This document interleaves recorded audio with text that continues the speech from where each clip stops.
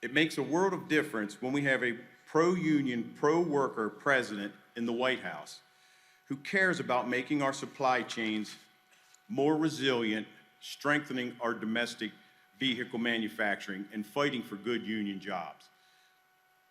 I'd like to personally thank you, Mr. President, for visiting Hagerstown today, where our UAW members proudly build heavy-duty diesel engines, transmissions, electromobility power boxes, and axles for Mack and Volvo Mack trucks, Prevost coaches, and Volvo buses.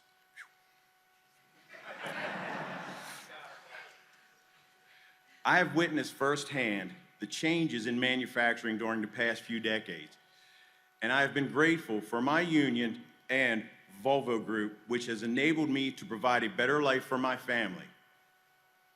It also has enabled me to send my 3 sons to college.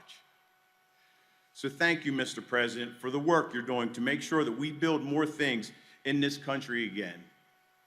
On behalf of the 1,300 UAW members at Local 171 and Local 1247, and all of the Volvo Group employees here in Hagerstown, let me say how pleased and proud we are to have you in the White House. Now let's get to why we're here.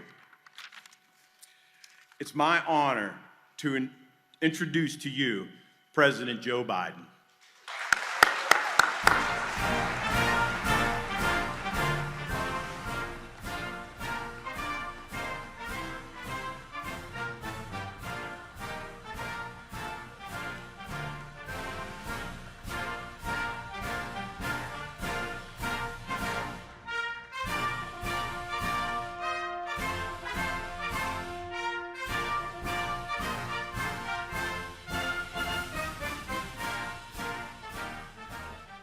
Have a seat. Thank you very much. Let me start off with 2 words. Made in America. Made in America. And that's not hyperbole. I'm not joking about that, as you know. And I want to say up front, and the management here understands, and I'm proud of them, I'm a union guy. And I tell you what, I made it real clear to everybody, whether speaking to the National Chamber of Commerce or the Business Roundtable, the reason I'm the most pro-union president in American history is because you're the single best workers in the world. Not a joke. You know, a lot of people think that you just show up and you got a job. How about those 3, 4, 5 years sometimes of apprentice work that you're about getting full, it's like going back to school. And so what I've seen happen now is they're figuring out, everybody's figuring out that the supply chain and only on-time purchases is a big problem. Now we're figuring it out. If it's made in America, we're going to invent it in America, it's made in America. And so look, I want to thank you, Sam, for that introduction. Thank you, Mayor Keller, for welcoming us to your city and for getting your 2 kids, you got to get dressed on a Friday to come and see me. I hope they'll forgive me for that. And it's great to be with Congressman David Trone, who's always working for the working people of this district on mental health and addiction and support of our veterans and modernizing our infrastructure, like expanding I-81, which is going to be expanded because of him.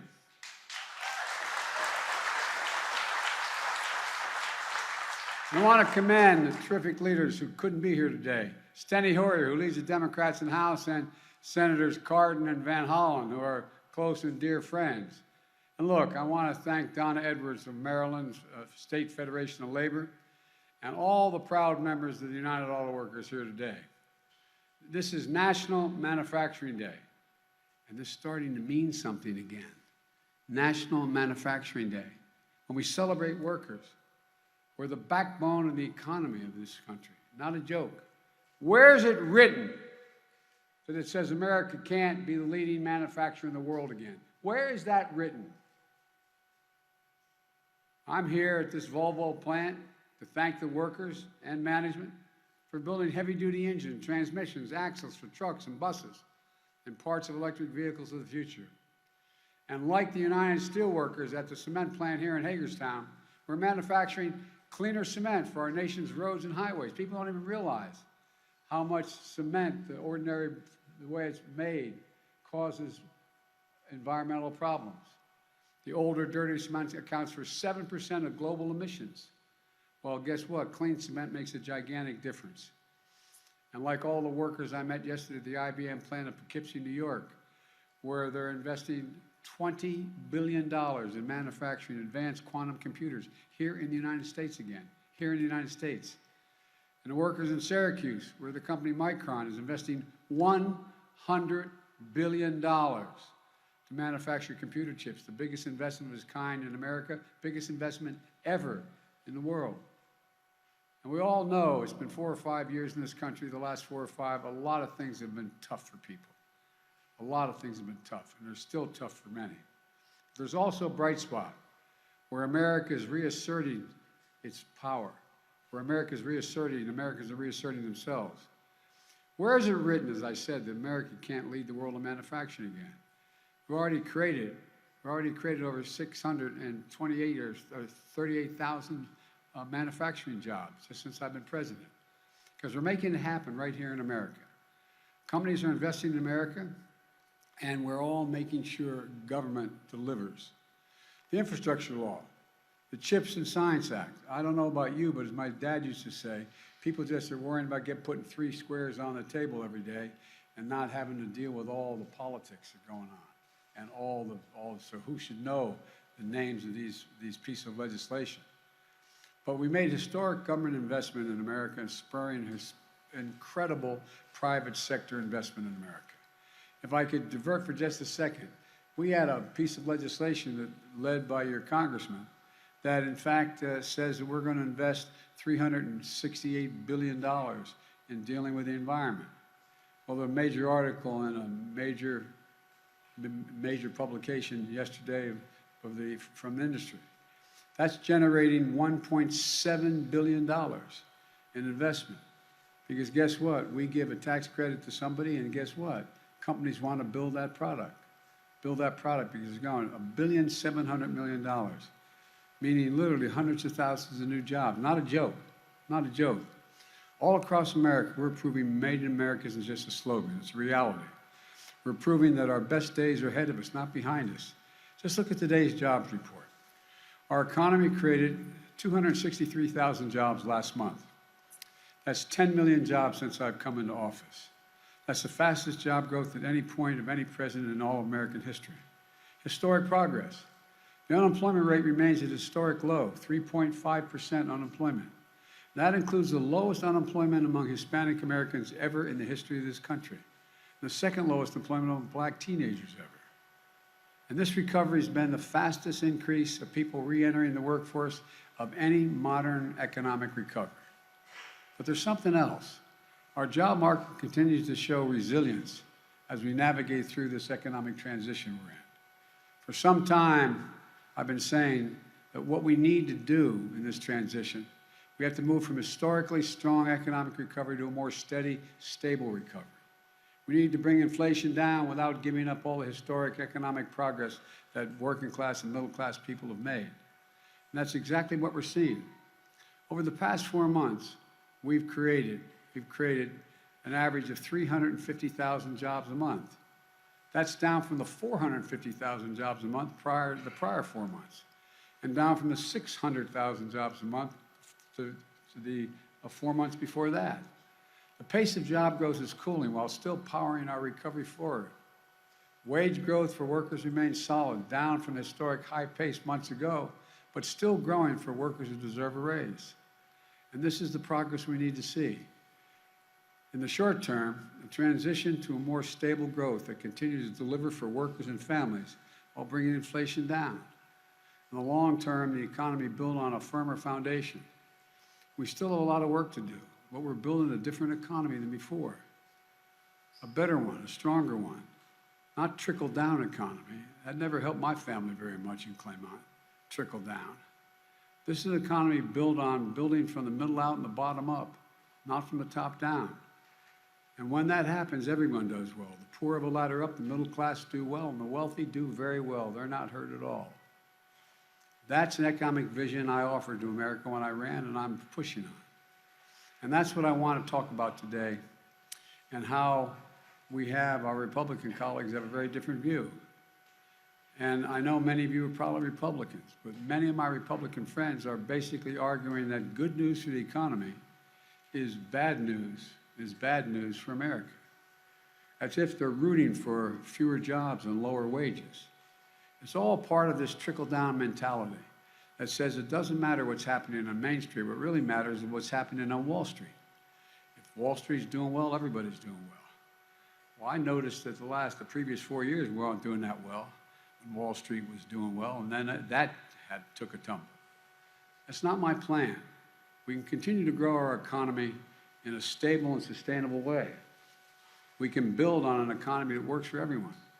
Today, we're going to do something that our Republican colleagues in the Congress don't want us to do. They love to attack the Democrats. They say for what we've done.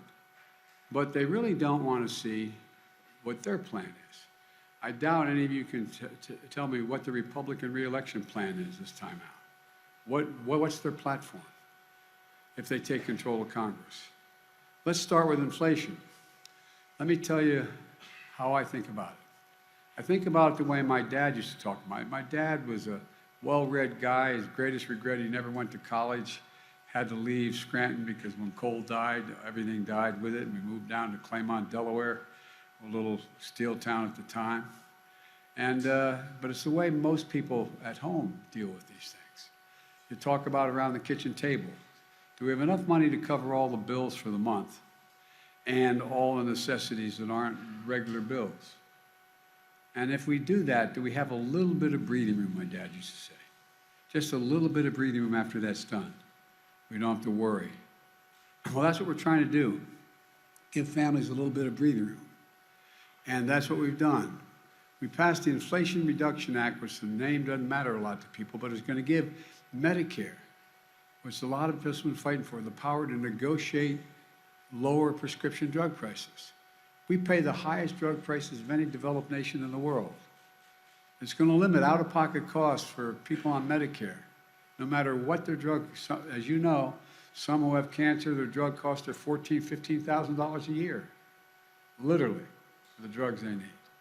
Well, prescription drugs for seniors cannot exceed $2,000 a year, even if it's $10,000, $20,000, $30,000 that they owe. It can't exceed $2,000 a year. It's going to cap the cost of insulin for seniors on Medicare to $35 a month instead of 30 times that. How many of you know somebody who has type 2 diabetes and needs that insulin? Well, guess what? It costs a whole hell of a lot of money. It costs a lot of money for children. I was in Virginia not long ago, and a woman stood up and said, I have 2 kids with type 2 diabetes, and we have to split them. We have to break up what we have. We don't have enough money because they didn't have the insurance. They weren't covered. And guess what? Well, how do you look at your child knowing that they have type 2 diabetes and there's nothing you can do about it? Not a joke. This is the United States of America, for God's sake. Well, the bill I introduced, said we're going to reduce the cost of insulin. And by the way, to make that insulin, it costs $10 to make it and to package it. 10. T-E-N, $10. And they're charging as high as $650, $700 a month for it. Well, the original bill I introduced said we're going to take care of everybody who's on insulin. My friends in the other team were able to get enough votes to knock out that for anybody but for the seniors. You know, we've locked in savings and health care premiums for 1 million of the people on the Affordable Care Act. You know, one of the things that people forget is without the Affordable Care Act, anybody who had a pre-existing condition could not get insurance. Let me say it again. You could not get insurance if you didn't have a whole hell of a lot of money to buy a private policy. Well, it guarantees that people with pre-existing conditions can have insurance. We're making it possible for families to save thousands of dollars in energy savings in the legislation we have. Which, as I said, is going to bring $1.7 trillion off the market and investing in other jobs. And folks, for the first time in a long time, we're going to make sure the biggest corporations begin to pay their fair share of federal taxes with a minimum tax rate of 15%. In 2020, of the Fortune 500 companies, 52 made $40 billion and didn't pay a single penny in taxes. I come from the corporate state of the world across the border in Delaware. I know corporations. I got elected 6 times there. But everybody should be paying something. Everybody should be paying something. And we're doing all this while reducing the deficit. My friends on the other team talk about how we're big spenders. Well, guess what? They passed a $2 trillion tax cut for the top 1%, basically, in corporate America, and didn't pay for a penny of it. My first year in office, we reduced the federal debt by $350 billion. $350. And this year, we're reducing it by more than $1 trillion while we're doing all the things we're doing. And allowing Medicare to negotiate drug prices is going to reduce it over the next 10 years, another $300 billion over the next decade.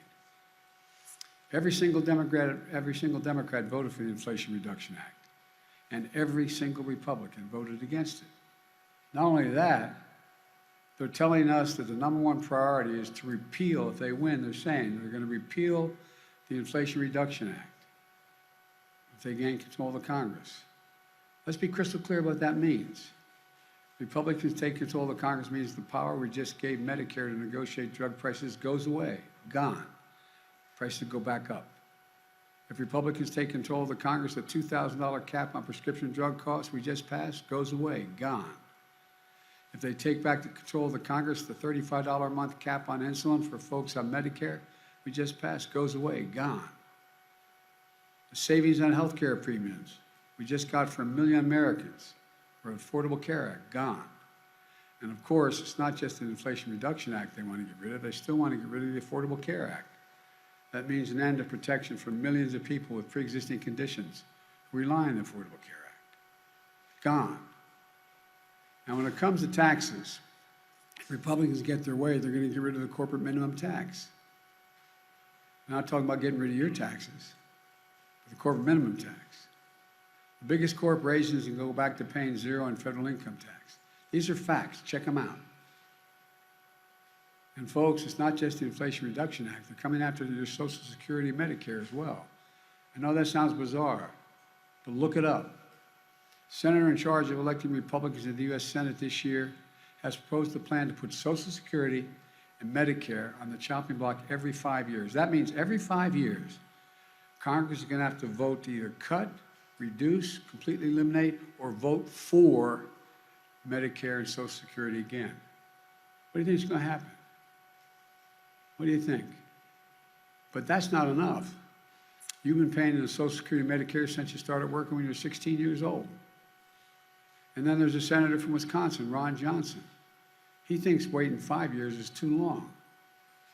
And he says Social Security and Medicare should be in the chopping block every single year. If Congress doesn't vote to keep it, it goes away. Affirmative vote to keep it. You know the games that can be played in Congress, from everything from the dealing with needing 60 votes in the Senate and so on. It's not just Social Security and Medicare. He wants to put everything on the federal budget. Veterans benefits would have to come up every single year. It's not just this morning. I saw there's a report. You guys can, as they say, as my grandkids say, Google it. But a report that came out on CNN, it says, Republicans call Biden infrastructure program socialism. And then they ask for the money. And it goes through all of Republicans, the most conservative Republicans, who call it socialism, and how they're asking for it. A guy named Paul Gosar, he's written 3 separate letters to the administration asking for projects in his district. He says they'd enhance the quality of life, they'd ease congestion, boost the economy. Voted against it, says it's all socialism. Go down the list. Kentucky Representative Andy Barr, the biggest socialist agenda. 3 different projects he wants, citing the importance of the safety and growth of his district. Rand Paul, I can go down the list, look it up. Socialism. I didn't know there were that many socialist Republicans. Think about it. I'm serious. Let's get serious about taking care of ordinary people, regular people like I grew up. Folks, look, you can't make this stuff up. You got to say, and I got to say, I was surprised to see so many socialists in the Republican caucus. And folks, here's the bottom line. If Republicans take control of the Congress, these historic victories we just won for the American people are going to be taken away. Every kitchen table cost is going to go up, not down.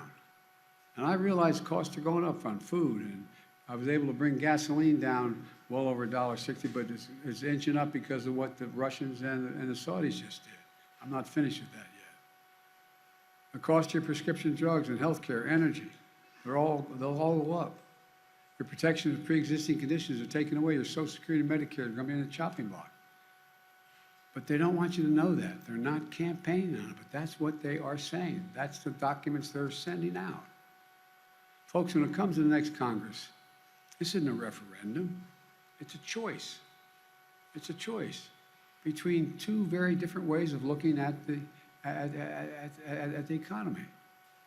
You got over 200 and some people in the Congress who still think the last election wasn't fair, that it was stolen. I stole the election. Even though every major Republican judge in the Supreme Court said, no, there's no evidence of any of that. None. But I stole the election. Folks, you know, we talk about democracy, whether it's at risk. Well, democracy is at risk in most places when the only definition of whether you win, you either have to win the election or it's been stolen. When in fact you have, in fact you're in a situation where, you know, a group of people attack the Capitol like we've never seen, smash down the doors, go after people, 3 cops end up dying, so on and so forth. And they're referred to as patriots? Patriots? That's democracy? Well, look, there's different ways of looking at our country. One is to view it from Park Avenue, which says helps the very wealthy and maybe it'll trickle down to everyone else. If Park Avenue is doing well, we're all doing well. The other view is from Scranton, Pennsylvania, where I grew up, or view it here in Hagerstown. The belief that the backbone of America, the people who get up every single morning and go to work and break their necks and making a living, the working class and the middle class, that's who built this country. And by the way, the middle class built America, and unions built the middle class. For real.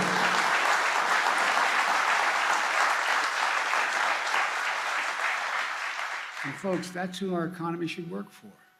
Let me close with this. The last few years, we've faced some of the most difficult challenges in our history. We're making real progress. Helping folks just a little bit more and giving them a little bit more breathing room. We just have to keep going. And I know we can. For everything we've been through, I've never been more optimistic about America's prospects in my entire career, my word. I've never been more optimistic. Just remember who in hell we are. We're the United States of America. There's nothing we've ever set our mind to we've not been able to do. Nothing. And folks, nothing's beyond the capacity if we work together. And so that's my hope, that after this election, there'll be a little return to sanity. We'll stop this bitterness that exists between the parties and have people working together. Because I tell you what, we can own the 21st century. Not a joke. We can own. There's not a single other nation in the world, not a single other nation in the world is well positioned as the United States of America is. It's because of you all. Thank you very much. May God bless you all. May God protect our troops. Thank you, thank you, thank you.